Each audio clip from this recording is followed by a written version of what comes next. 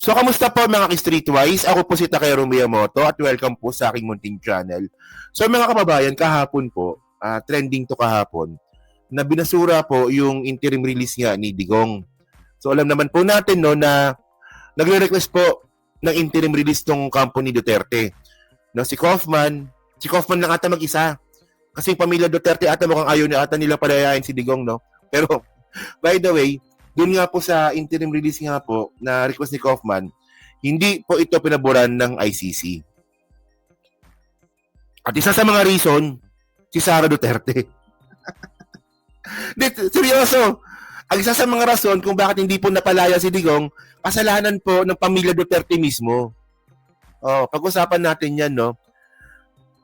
Actually, na-content ko na ito kahapon, pero kahapon ko lang din po, no, nakita na binasa siya ng medyo maganda-gandang pagbasa. Kaya medyo naintindihan tayo ng konti dito.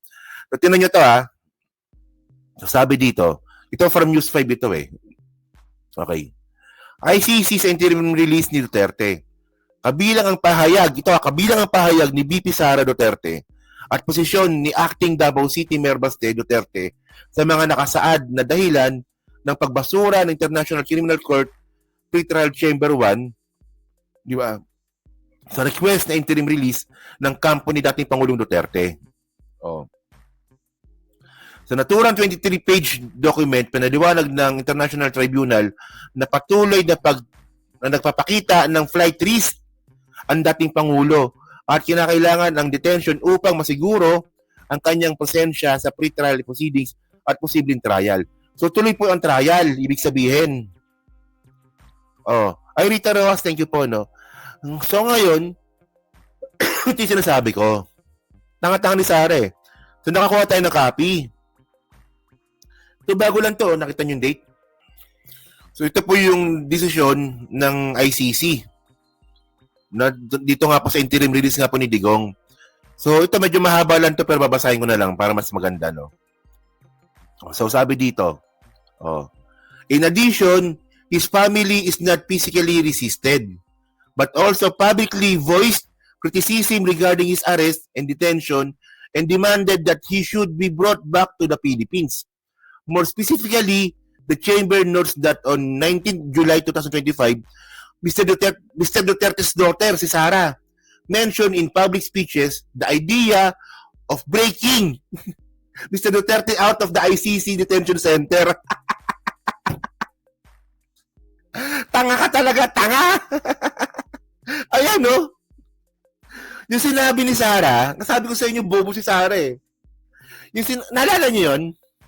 Yung sinabi ni Sara na yung jail out ba?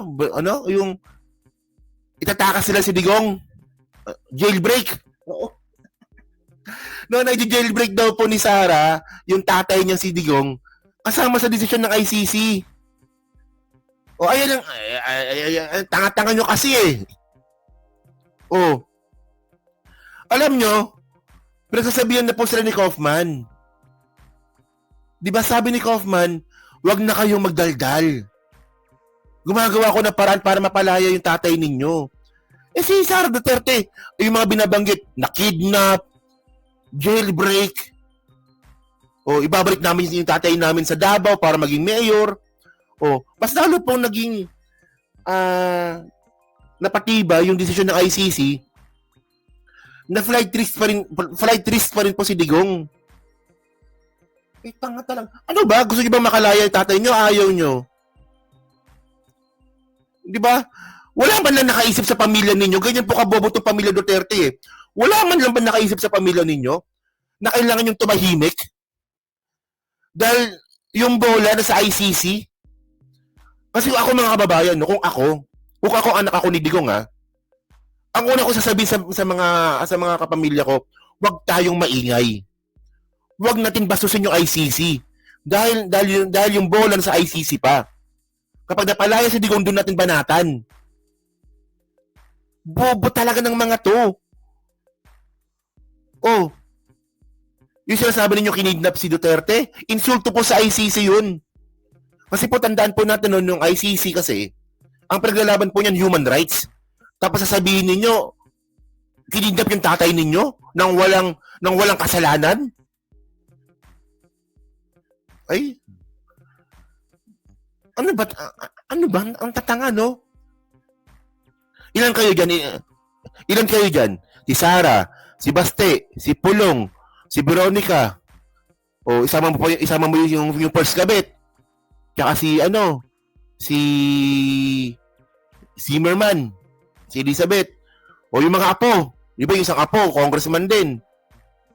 Sa dami ng pamilya Duterte, wala man lang nakaisip sa inyo, wala man lang nagsuggest sa inyo na tahimik muna tayo. Huwag natin banatan yung korte kasi si tatay nasa korte pa. Nakakulong pa doon. Ipakita natin sa korte na hindi siya flight risk. Wala ba na nakaisip na gano'n sa inyo? So lahat kayo isa yung tabas ng dila ninyo? Kinidnap ang tatay namin? Hindi ba kayo nakikinig kay Kaufman? Ewan ko sa inyo, by the way, baka sabihin nyo, Takero, ba't mo binibigyan ng tawag nito? Ng idea. Hindi po nila kukunin yung idea natin. Tangay ang mga yan eh. O sabi pa dito, more specifically, the chamber notes that 19th of July 2025, Duterte's daughter mentioned in public speeches the idea of breaking Mr. Duterte out of the ICC detention center. Ito pa. And attempted to delegitimize the court proceedings against Mr. Duterte, citing collusion between the court and the government of the Philippines, as well as the use of fake witness. Oh, may fake witnesses pa silang binabanggit. Fake witness. So may fake witness pala yung mga Duterte.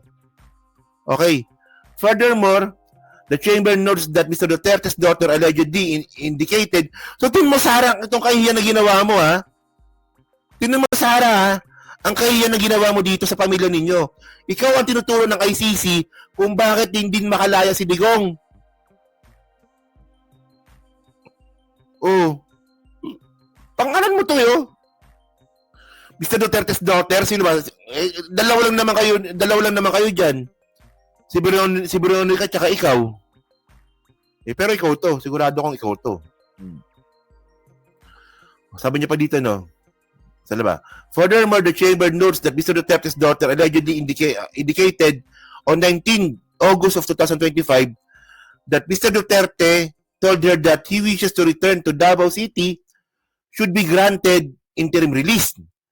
In contradiction with defense assertion that he would remain in the state, he would be released too. Ayun, kita nyo? Daldal kasi ng daldal si Sarah. Hindi kayo nakikinig kay Kaufman. Sabi po ni Kaufman, mga kababayan po doon sa interim release, si Duterte po ay lalaya, pero lilipat lang po sa ibang bansa na may tatanggap sa kanyang ibang bansa. Di ba? Pero sabi naman po ni Sarah, pag nakaroon po ng interim release si Digong, uuwi ng Pilipinas. So, contradicting po doon sa final po ni Kaufman. Nakuha niyo yung point? Sabi kasi ni Kaufman, interim release ni Digong sa ibang bansa, hindi sa Pilipinas. Sabi ni Sarah, uwi niya si Digong sa Pilipinas para maging mayor ulit. So, contradicting. Malamang napapakamot lang si Kaufman dito. Ang tatanga ng mga to. Vice President ba talaga ng Pilipinas? Ang tanga? Anong klase kliyente ito? Tatanga? Walang yan. Visit nung tanga, no? Di sila nakikinig sa abogado nila. No? Kita mo, yan kasi. Tapos sasawsawan pa ng mga vlogger. Tinan nyo ha. So, dami ng mga vlogger ng mga DDS. Dami, di ba? Mga matatalino yan. Sila ka-PL, matalino yan. Si Bisdak, matalino yan. Si J.G. Baram, matalino yung mga yan, di ba? Diba? Yan, mga yan, wala man lang nakaisip sa inyo na ganon? Nasa kakadaldal ninyo, mas lalo napapahamak si Digong? Wala man lang baka yun ang kumpas sa inyo, di ba? Pero, sa inyo. Bugok talaga tong mga to. Oh. Pero, ang mga kababayan, mas lalo pong hindi makakakuha ng interim release si Digong dito. Kasi, ito mga sinabi ni Sara, babanggain ulit ni Kaufman to. O, di ba, for example, mga kababayan, di ba? Ngayon po kasi, di ba, hindi po napurbahan yung interim release. So, pwede pa sila mag-file ng appeal. Oh, paano mo i-appeal yan? So, kasama sa appeal yung mga sinabi ni Sara. Nasagutin ni Kaufman yan. So, dagdag trabaho yun. O kapag hindi pa rin po napagbigyan yung appeal, so panibagong request ulit na interim release. Panibagong drama na naman. Ang problema, ito mga sinabi ni Sara, nakatatak na po sa ICC yan. Ay, tanga talaga tong mga to. Ako nainis sa inyo. Alam niyo, no, nakakatawa dito. Ako sinasabi naman po natin, no, ako personally, mas gusto ko po talaga si Duterte na sa ICC. Doon po siya nakakulong. Pero, hindi ko rin po talaga lubusang maisip, no, na na itong pamilya ng mga Duterte pala, hindi nila alam yung ginagawa nila. Di ba? Hindi nila alam yung ginagawa nila eh. Akala kasi nila sa Pilipinas lang sila, putang ina. May sariling ruling si Buday. Kaya nga, no? O, continue natin. Basahin pa natin, no? Saan na ba yun? The foregoing illustrates Mr. Duterte's rejection of the proceedings against him before the court and the will of his close family to help him elude detention and prosecution. Diba? So, moreover, Mr. Duterte's position as former president of the Philippines, he appears to have unnecessary political contacts. O, ito pa. Putay sa pato. as well as to benefit from the network of support within that country, including his daughter, who currently holds the office of the Vice President of the Philippines, that may help him abscond. The continued support in the Philippines to Mr. Duterte is further demonstrated by his election as mayor of Davao City in May 2025. In addition, Mr. Duterte is facing multiple charges comprising number of murders and attempted. So, mga kababayan, aware din po si ICC na si Duterte nga po, meron pa rin pong political capital sa Pilipinas. Meron pa rin po siyang binanggit nga nila dito, no? Political contacts. Oh. Na mga pag-benefit lalo kay Digong pag siya po nabigyan ng interim release. Oh, so, recognize po ng ICC po yan. And by the way, mga kababayan, no, malaki rin po talaga, no, actually, di pa nga nila naisama to eh. Ano ba yan? Ito. Hindi pa naisama ng ICC to. Yung, Senate adopts resolution requesting Duterte house arrest, voting 15 affirmative, 3 negative. So, yung ginawa nga po ng mga senador po natin na magpetisyon sa ICC, nabigyan nga po ng house arrest si Digong. So, ang pumirma nga dito, 15. Bobo rin yung mga senador eh, no? Actually, bobo rin, no? Ngayon, malamang, naisip na ng mga senador na mukhang papalpak sila sa ginawa nila. Baka hindi na nila ituloy yung request nila sa ICC. Kasi di ba, meron pong request ngayon yung Senado natin, no, na gusto nilang magkaroon po ng house arrest si Digong. Yun nga lang, isa po sa mga reason kung bakit po hindi nabigyan ng interim release si Duterte dahil po sa kanyang political capital sa Pilipinas. Ewan ko lang kung tutuloy pa nila yan. O, baka tinuloy na nga nila, hindi natin alam. So, sabi dito, no, ito pa malupit. At the risk of Mr. Duterte obstructing or endangering the investigation of the court proceedings, the Chamber recalls that the question of the risk to witness and investigations revolves around the possibility, not the inevitability of the future occurrence. Therefore, contrary to the defense assertion, the Chamber does not need assess whether Duterte is actually taking steps to contact or exercise pressure on potential witness. Okay. So, isa rin po ito mga kababayan, no, na pag pinalaya nga daw po si Digong, posible nga daw po na magkaroon ng pressure, no? Sa mga witnesses. So wala talaga. Alam niyo kasi, bobo talaga itong mga Duterte, no? Dapat kasi, ang maganda kasi dito, no? Nung si Duterte nga po ay inaresto, dapat ang ginawa ng mga pamilya Duterte, binola yung ICC. Di ba? Binola na kami, dapat mga interview dapat ni Sara, kami po ay naniniwala sa ICC na magiging patas sa kanilang investigasyon. Dapat ganoon lang.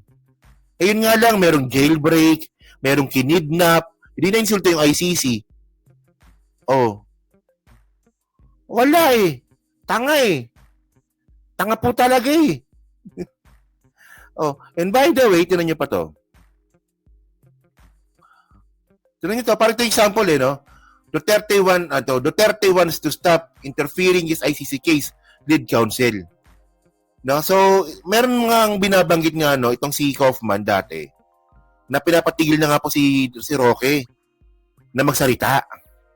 So, hindi pa rin palagit si Sara yon.